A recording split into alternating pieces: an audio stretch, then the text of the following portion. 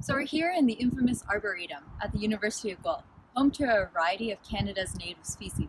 So while we're here, let's take a look at our surroundings. Did you guys catch that? Let's take a look again. Oh, is that a stick bug? An example of camouflage. So camouflage is a mechanism commonly seen in nature, which increases the fitness of individuals by allowing them to blend into their surroundings.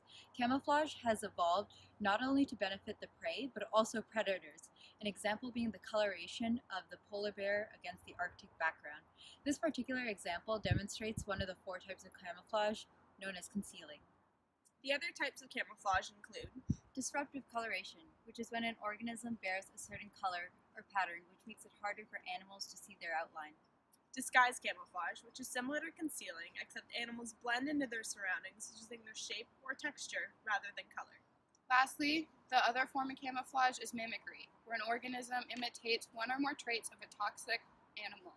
A common example of this is the viceroy butterfly that mimics the coloration of the monarch butterfly. Here we have my ball python Nico, a prime example of camouflage. Although not native to North America, this species is a tremendous ambush predator with great camouflage. These snakes will spend a majority of their time and weight before utilizing a large amount of energy to surprise capture their prey.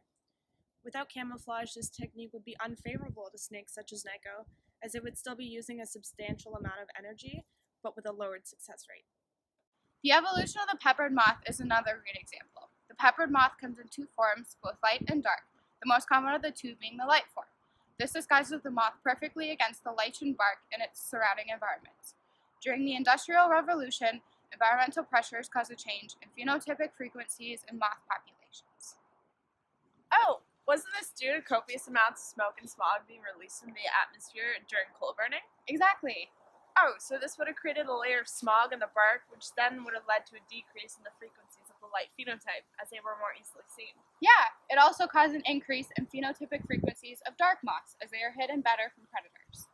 Wow, what a cool example of how camouflage can be vulnerable to disruption due to environmental change, how natural selection and variation can ensure that populations endure during environmental pressures.